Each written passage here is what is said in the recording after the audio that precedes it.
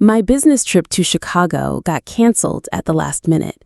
3 days of meetings turned into a quick phone call, and suddenly I was driving home to our apartment on a Tuesday afternoon instead of Friday evening. I should have been disappointed about the wasted plane ticket, but honestly, I felt relieved. Maybe Caspian and I could finally have dinner together for once. As I pulled into our parking garage, something felt off. Our building was quiet, which was normal for a weekday afternoon. But when I walked toward our door, I heard our dog Atlas whimpering from the hallway. That was definitely not normal. Atlas was sitting outside our apartment door, looking confused and upset. His tail wagged when he saw me, but his ears were down. Why was he locked out? Caspian knew I was supposed to be gone until Friday. He wouldn't just leave Atlas in the hallway.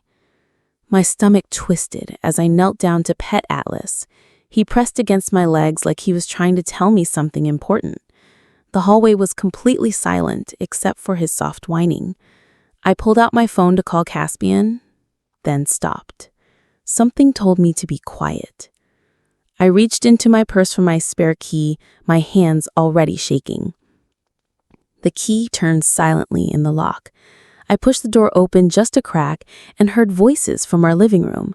One was definitely Caspian's voice, but it was softer than usual, almost whispering. The other voice made my blood freeze. It was a woman, and she was giggling. I opened the door wider and stepped inside, Atlas padding quietly beside me. The apartment smelled different. Perfume that wasn't mine hung in the air, sweet and heavy. My heart hammered against my ribs as I crept toward the living room. What I saw there destroyed everything I thought I knew about my life. Caspian was on our sofa, the one we'd picked out together last spring. He wasn't alone. A woman with long dark hair was wrapped around him, her red dress crumpled on our coffee table. They were so focused on each other that they didn't hear me come in. I stood there for what felt like hours, but was probably only seconds. My whole world tilted and crashed. 3 years of marriage, 5 years together, and this was what it meant to him? I backed away slowly, pulling Atlas with me. We slipped out as quietly as we'd entered. I couldn't breathe. I couldn't think. I just walked. I spent 2 hours sitting in my car in the parking garage, staring at nothing. Atlas curled up in the passenger seat, sensing my pain. My phone buzzed with a text from Caspian around dinner time, like nothing had happened. "Hey babe, working late tonight, don't wait up, love you." The casual lie hit me like a slap. I stared at those words until they blurred. Love you? How could he type those words after what I'd just seen? How long had he been lying to me like this? My hands shook as I typed back. "No problem, I'm still in Chicago anyway. Miss you too." Two could play this game. If he wanted to pretend, I'd pretend better than he ever could. But inside, I was already planning. I wouldn't be the wife who screamed and threw things. I wouldn't be the woman who begged him to choose me. I'd be smarter than that. When Caspian finally came home at midnight, I was already in bed, pretending to sleep. He slipped in quietly, probably thinking he was being considerate. The smell of that same perfume clung to his clothes. I lay there in the dark, listening to him breathe, and felt something cold settle in my chest where love used to live. The next morning, Caspian was extra cheerful at breakfast.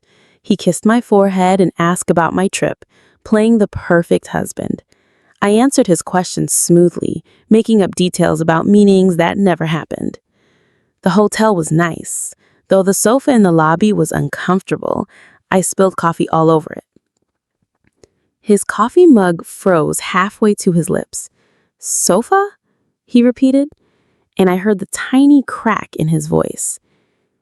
"Yeah, you know how clumsy I am." I kept my voice light, watching his face.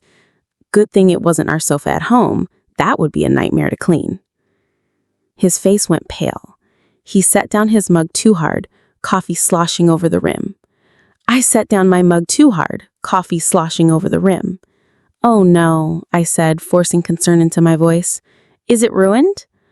I cleaned it up right away. It should be fine. His eyes wouldn't meet mine. Then, incredibly, his voice cracked and his eyes got watery. I'm so sorry, honey. I know how much you love that sofa. Fake tears. He was actually crying fake tears over imaginary wine. After Caspian left for work, I sat alone in our kitchen and let the truth wash over me. This wasn't his first affair. It couldn't be. The ease with which he lied, the ready excuse about wine on the sofa, the way he practiced looking sorry, he'd done this before. I thought about all those late nights at the office, all those business dinners, all those weekend conferences. How many of them had been lies? How many times had I worried about him working too hard while he was actually with someone else? My hands were steady as I poured another cup of coffee. The shaking from yesterday was gone, replaced by something harder, something determined. I walked to our living room and examined the sofa. There was no wine stain because there had been no spilled wine, but there were other signs if you knew what to look for. A throw pillow on the wrong side. The coffee table shifted slightly. The faint scent of that perfume still lingering in the fabric. Atlas watched me from his bed in the corner. You tried to warn me, didn't you, boy? I whispered, scratching behind his ears. I made a silent promise to myself and to Atlas. I would leave Caspian, but I wouldn't leave empty-handed, not after everything I'd given him. I spent the afternoon going through our financial records. It was easy enough since I'd been handling most of our money matters for years. Caspian was too busy with his career to worry about boring things like budgets and bills. The numbers told a story I'd been too trusting to see before. In our 3 years of marriage, I'd paid for his car, his clothes, his gym membership, even his student loans. My salary was higher than his, and I'd never minded supporting us. I'd seen it as supporting our future together. But looking at the bank statements now, I felt sick. While I'd been working overtime to cover our expenses, he'd been spending money on restaurants I'd never been to, hotels where we'd never stayed together, gifts I'd never received. I printed everything: bank statements, credit card bills, loan documents. I organized them in a folder and locked them in my desk drawer. Caspian never looked through my work papers anyway. The clearest picture emerged from our joint savings account. Every month I deposited money for our future. Every few months, Caspian had quietly withdrawn smaller amounts. When I called the bank, they confirmed what I suspected. He'd been taking money out regularly for months. My support had funded his affair. That evening, I started moving money. Not stealing, just protecting what was mine. I opened a new checking account at a different bank, one Caspian had never heard of. I transferred my direct deposit there immediately. Caspian was working late again, probably with his girlfriend. I had plenty of time to plan. I found the spare credit cards he thought I didn't know about, the ones he'd opened using our joint income, but kept in his name only. I took pictures of the statements showing charges at fancy restaurants and weekend hotels, all evidence for later. The apartment felt different now. Everything looked the same, but I saw it through new eyes. The expensive coffee maker I had bought him for his birthday, the leather jacket he'd claimed was a gift from his work colleague, the cologne that smelled nothing like the man I'd married. I opened a spreadsheet and started calculating exactly how much of my money had supported Caspian's lifestyle over the years. The number was staggering. I'd literally funded the man who was betraying me. By the time Caspian came home smelling like perfume and lies, I had copies of everything: bank records, credit statements, receipts, and withdrawal slips. I smiled when he kissed my cheek and asked about my day. It was productive, I told him. Very productive. Friday night, Caspian suggested dinner at Romano's, an expensive Italian place downtown. He was feeling generous, probably because his guilt was eating at him. I agreed sweetly, even though I knew exactly where the money for this dinner was coming from. Over our appetizers, Caspian talked about his promotion prospects at work. Pemberton says I'm in line for a management position, he said, cutting into his expensive steak. Finally getting the recognition I deserve. I nodded and smiled, chewing my pasta. What Caspian didn't mention was that I'd been paying for his professional development courses, his networking lunches, even his new suits. His success at work was built on my financial support. "That's wonderful, honey," I said. "You've worked so hard for this." He beamed at me across the table. "I couldn't have done it without your support, you know. You believing in me means everything." The irony was so thick I could taste it.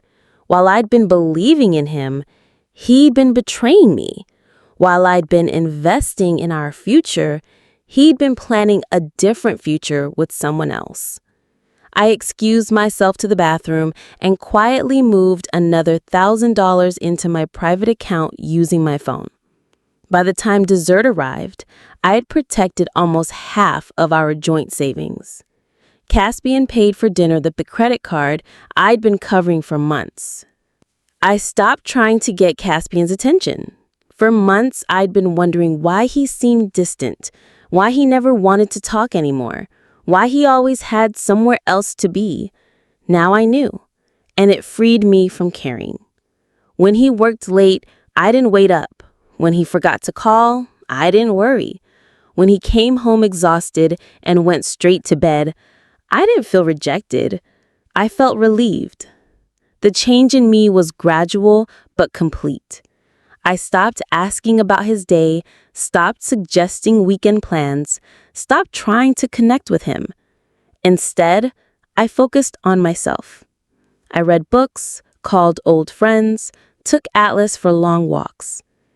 Caspian didn't notice my withdrawal because he was too busy with his own secret life.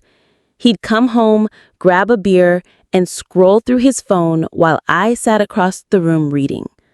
Sometimes he'd look up and smile at me, and I'd smile back. But inside, I was already gone. I watched him carefully now, studying the man I'd married like he was a stranger. He was handsome, I'd give him that, charming when he wanted to be. But there was something hollow about him that I'd been too in love to see before. He was a man who took what he needed and gave back only what was convenient. The lawyer's office was on the other side of town, far from anywhere Caspian might accidentally see me. I'd made the appointment under my maiden name and paid the consultation fee from my new private account. Serafina Valdez was a divorce attorney in her 50s with kind eyes and a nonsense attitude. She listened to my story without judgment, taking notes as I explained about the affair and the financial situation. "You're smart to gather evidence before confronting him," she said. "Many women react emotionally and lose their advantage. You're thinking strategically." She reviewed the financial documents I'd brought. Bank statements, credit card bills, loan papers, all the evidence of how my income had supported Caspian's lifestyle and his affair. "This is good," Serafina said. "Very thorough. In this state, adultery doesn't affect property division much, but financial misconduct does. You can argue that he used marital assets to fund his affair." She explained my options. I could file for divorce immediately or wait and gather more evidence. I could seek spousal support or just want a clean break. I could fight for everything or settle quickly. "What do you want?" she asked.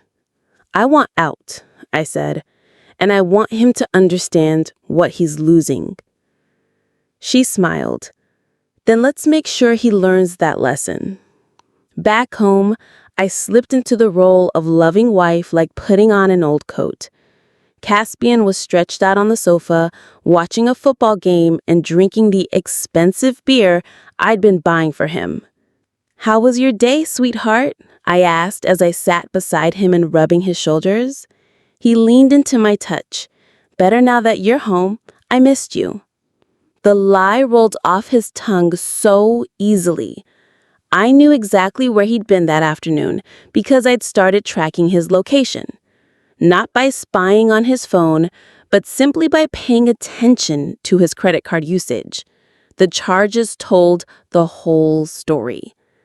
"I picked up dinner from that Thai place you like, And I got you more of that cologne you're almost out of. Caspian's face lit up. He probably thought I'd bought it for him, not realizing I'd bought it to cover the scent of his girlfriend's perfume. "You're the best wife ever," he said, pulling me down for a kiss. I kissed him back and tasted lies, but I smiled and told him I loved him, and he believed me completely. He had no idea that I'd just spent 2 hours with a divorce attorney planning his financial ruin. "I love you too," he said, and went back to his game.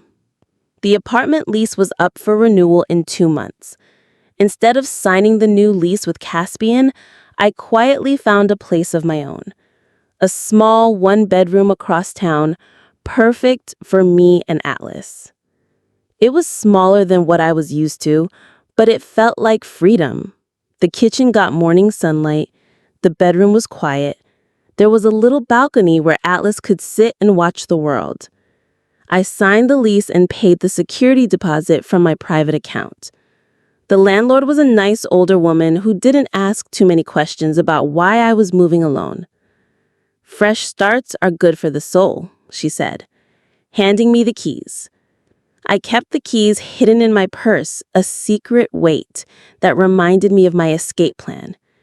Every day I'd touch them and feel a little stronger. Soon, this would all be over. At home, Caspian was planning our future in the apartment we'd shared. He talked about redecorating the living room, maybe getting a bigger TV. He had no idea that in 6 weeks, I'd be gone and he'd be responsible for the full rent alone. I nodded along with his plans, even suggested paint colors. Inside, I was counting down the days until I could stop pretending. The new apartment was my secret sanctuary, and Caspian would never find it. Caspian started complaining that I wasn't supportive enough anymore. Over breakfast, he told me about a project at work and how stressed he was feeling. "You used to care more about my problems," he said, pouting like a child. "Now you just nod and change the subject." I looked up from my coffee, amazed by his nerve. Here was a man who was cheating on me, lying to me daily, and using my money to fund his affair. And he wanted me to be more supportive? "I'm sorry," I said smoothly. "I've been distracted by work. Tell me more about the project." But what I was really thinking was, soon you'll learn what real lack of support feels like. Soon you'll understand the difference between a wife who's distracted and a wife who's gone completely. Caspian launched into a long story about office politics and demanding clients. I made appropriate sounds of sympathy while mentally calculating how much money I'd moved into my private accounts. "I'm sorry, I should be more understanding," I said when he finished. "You work so hard for us." The word "us" tasted bitter, but Caspian smiled and seemed satisfied. He had no idea that I'd already started separating our finances, our lives, and our entire future. Soon, he'd have all the space he needed to work on his problems alone. I followed Caspian that evening, staying far enough back that he wouldn't notice my car. He drove to a wine bar downtown, the kind of place that was too expensive for his actual salary, but easy to afford with my money. She was waiting for him at a corner table, the same woman from our sofa, wearing a blue dress this time. She was pretty in an obvious way, with perfect makeup and styled hair, the kind of woman who expected men to pay for everything.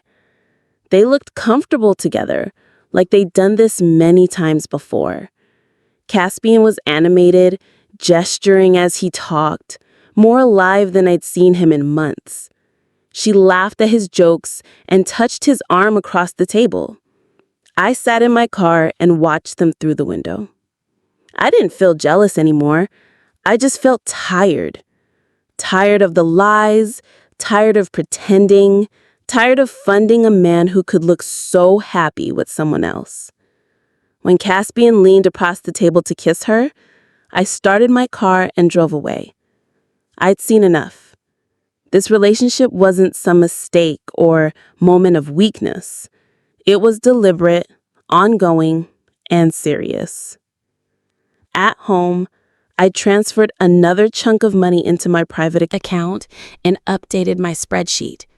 2 more weeks, and I'd have everything in place. Caspian came home at midnight, claiming he'd been working late. The next morning, I systematically began removing my financial support. I called the credit card companies and had my name removed from Caspian's accounts. I canceled the auto pay setup that had been covering his car loan. I stopped the automatic transfer that had been funding our joint checking account. Caspian wouldn't notice right away. He never paid attention to the financial details. But in a few weeks, when the bills started bouncing and the payments stopped going through, he'd understand exactly how much he'd been depending on me. I kept a careful record of everything I canceled, not out of spite, but out of practicality. Serafina had told me to document every change I made to our financial situation. The joint savings account was almost empty now, moved piece by piece into my private accounts. Legally, it was as much my money as his, but I'd been the one contributing to it anyway. I left enough money to cover 1 month of basic expenses: rent, utilities, groceries. After that, Caspian would be on his own. That evening, Caspian tried to use his credit card for takeout, and it was declined. He tried a different card, then another. Finally, he paid with cash, looking confused and slightly embarrassed. "The bank must be having computer problems," he told the delivery driver. I nodded sympathetically, knowing the problems were just beginning. Caspian came home the next night smelling like perfume again, but this time he had a story ready. He'd worked overtime, he said, and then grabbed drinks with his colleague Darian to discuss the promotion opportunity. Darian's wife wears this really strong perfume, Caspian explained, hanging up his jacket. I think it got on my clothes when she hugged me goodbye.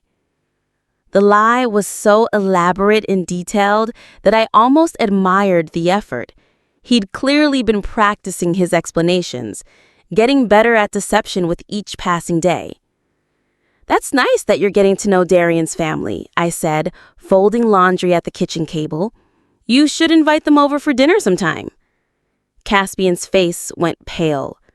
"Oh, they're really busy people, always traveling. Maybe sometime in the future."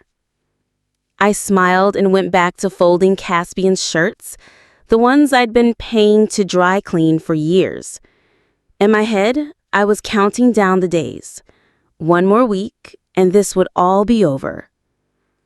That night, Caspian was extra affectionate, probably trying to ease his guilt. He held me close and whispered that he loved me. I whispered it back and felt nothing.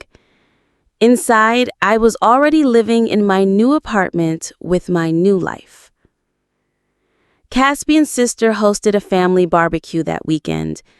I'd always liked Celeste, and I felt sorry for what she was about to learn about her brother, but I wasn't going to be the one to tell her. Caspian played the perfect husband all afternoon. He held my hand, brought me drinks, laughed at my jokes. His performance was flawless, and his family ate it up. "You two are so lucky to have found each other," Celeste said while we were arranging desserts in her kitchen. "Caspian talks about you all the time. He's crazy about you." I smiled and thanked her, wondering what Caspian had been saying. Probably the same lies he told me about working late and missing me terribly. During dinner, Caspian's father made a toast about family and commitment. Caspian raised his glass and looked right at me, his eyes twinkling with fake sincerity. "To my beautiful wife, the woman who supports me in everything I do." Everyone clinked glasses and smiled. I drank the toast to my support, knowing that in 3 days, Caspian would learn exactly what my support had been worth. I said goodbye to his family warmly, hugging everyone and promising to see them soon. They had no idea it was actually goodbye forever. While Caspian was at work Monday morning, I moved through our apartment like a ghost, packing only what belonged to me. 3 years of marriage fit into 6 boxes and 2 suitcases. I left the furniture we'd bought together, the wedding gifts, the photos on the walls. I took my clothes, my books, my personal items, and Atlas's things. Everything else was just stuff, and stuff could be replaced. The hardest part was leaving the coffee mug Caspian had given me for our first anniversary. It said, "World's Best Wife," in cheerful red letters. I set it on the counter and walked away. Atlas seemed to understand something important was happening. He followed me from room to room, his tail wagging with nervous energy. When I loaded his bed into my car, he barked once and jumped into the passenger seat. "Good boy," I said, scratching his ears. "We're going home, our real home." I saved the envelope for last. It sat on our kitchen table like a time bomb, waiting to explode Caspian's world. Inside were copies of all the evidence I'd gathered, the financial records, the proof of his affair, and the divorce papers Serafina had prepared. On top, I placed our apartment key and my wedding ring. The envelope contained everything Caspian needed to understand his new reality. Bank statements showing how my money had funded his lifestyle, credit card bills proving he'd used our joint account for his affair, screenshots of his location data from the wine bar, receipts from restaurants where he took his girlfriend. But the most important document was on top, the petition for divorce already filed with the court. Serafina had advised me to file first, establishing that I was the plaintiff rather than the defendant.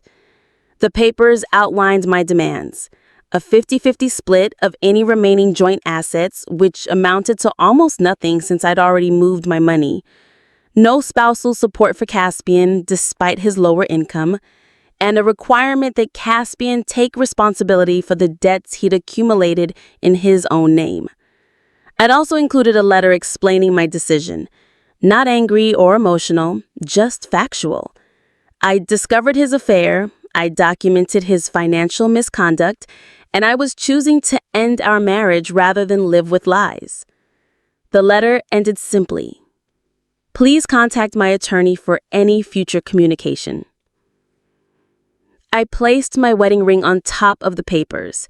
It felt lighter coming off than it had going on 3 years ago. Caspian would find everything when he came home from work. By then, I'd be unreachable. I waited in my new apartment for Caspian to discover the envelope. Atlas had already claimed his spot by the sunny window, and I was unpacking my books when my phone started ringing. Caspian's name flashed 11 times before I turned the phone off. Then he started calling from different numbers: his work phone, his sister's phone, even a number I didn't recognize.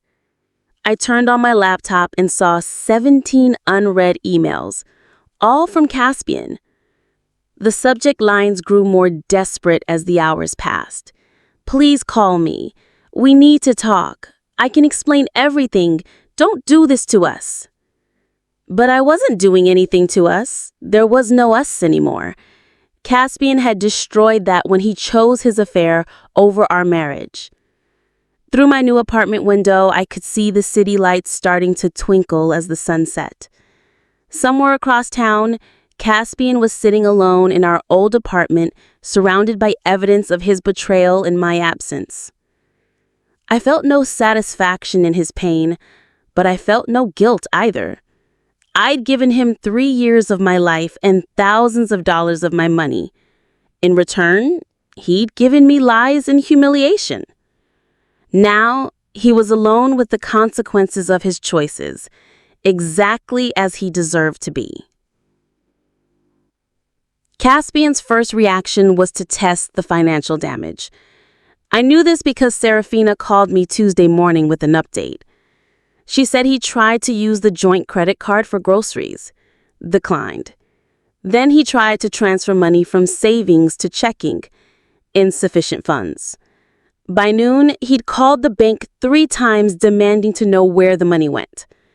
The bank had been very helpful, explaining that I had legally withdrawn my contributions to our joint accounts. Since I had been a primary income earner, that meant almost everything. Caspian had also tried to reach me through my work email, apparently not realizing that I'd already told my boss about the divorce. My company's HR department had blocked his access and issued a warning about workplace harassment. "He's getting desperate," Serafina said. "Yesterday he called my office 6 times.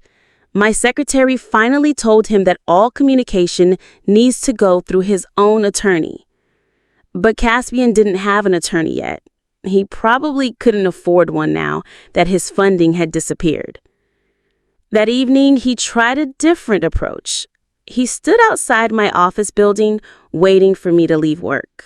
But I'd started leaving through the back exit. And he missed me entirely. I heard from my colleague that he'd waited for 2 hours in the cold. Caspian's begging started Thursday night. He somehow got my new phone number, probably through my cell carrier's customer service. His voice was shaky and desperate when he called. "Please, honey, just talk to me," he said.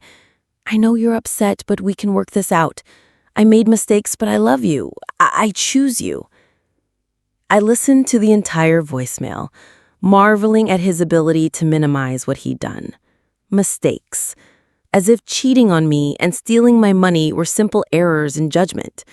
His second message was longer and more manipulative. "I don't understand why you're being so cruel. Yes, I had a friendship with someone, but it didn't mean anything. You're my wife. You're supposed to forgive me and help me be better." The third message made me angry. "This is insane, leaving over nothing. You're destroying our whole life because you misunderstood something you saw. I never slept with her. We were just talking." Just talking. On our sofa. With her dress on our coffee table. I saved all the messages for Serafina, then blocked Caspian's new number. 5 minutes later, he called from a different phone. I blocked that one too. By Friday, he'd tried calling from 8 different numbers. I blocked them all. My new apartment was peaceful in a way I'd forgotten was possible. No more waiting for Caspian to come home from his late meetings. No more wondering why he seemed distant. No more walking on eggshells around his moods. I bought flowers for my kitchen table, bright yellow daisies that made me smile every morning. I reorganized my books by author instead of by the system Caspian had preferred. I played music he'd always said was too loud. Atlas was happier too. He had more space to run on our daily walks, and I had more time to play with him. At night, he slept at the foot of my bed instead of being shut out of the bedroom because Caspian was allergic. The simple pleasure of living according to my own preferences felt revolutionary. I'd started taking a painting class on Wednesday evenings, something I'd always wanted to try but never had time for when I was managing Caspian's life along with my own. My first painting was terrible, but I loved every minute of creating it. My bank account, now that it wasn't supporting Caspian's lifestyle, was growing steadily. I realized how much money I'd been spending on things he wanted, restaurants he chose, activities he enjoyed. For the first time in years, I felt like myself again. Serafina called with updates on Caspian's situation. Without my financial support, his carefully constructed life was falling apart exactly as I'd predicted. "He's had to move back in with his parents," she reported. "Couldn't make rent on the apartment alone. His car got repossessed because he missed 2 payments, and apparently his girlfriend lost interest when she realized he doesn't actually have money." I felt a flicker of satisfaction at that last part. Caspian's affair had been funded entirely by my income, and his girlfriend had expected him to maintain that lifestyle. When the money disappeared, so did she. "She's still trying to negotiate through mutual friends," Serafina continued. Apparently, he told your neighbor that you're having a breakdown and need professional help. I laughed at that.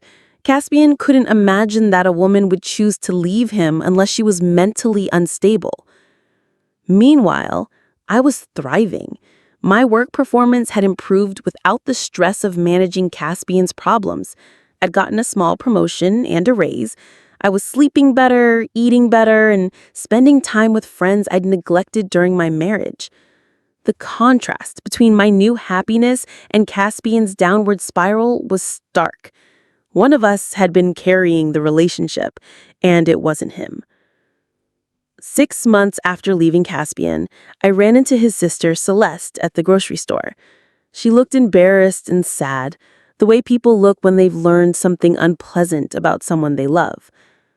"I'm sorry," she said quietly, "about Caspian, about what he did. I had no idea." "It's not your fault," I told her. "You couldn't have known." "He's not doing well," she admitted. "Lost his job last month, living with our parents. He keeps saying you ruined his life." I shook my head. "I didn't ruin his life, Celeste. I just stopped funding it." She nodded slowly, understanding. "For what it's worth, I think you did the right thing. Caspian needs to learn to take care of himself." We talked for a few more minutes about neutral things and then said goodbye. I felt sorry for Celeste, caught between loyalty to her brother and recognition of what he'd done. Driving home to my apartment, I reflected on how completely my life had changed.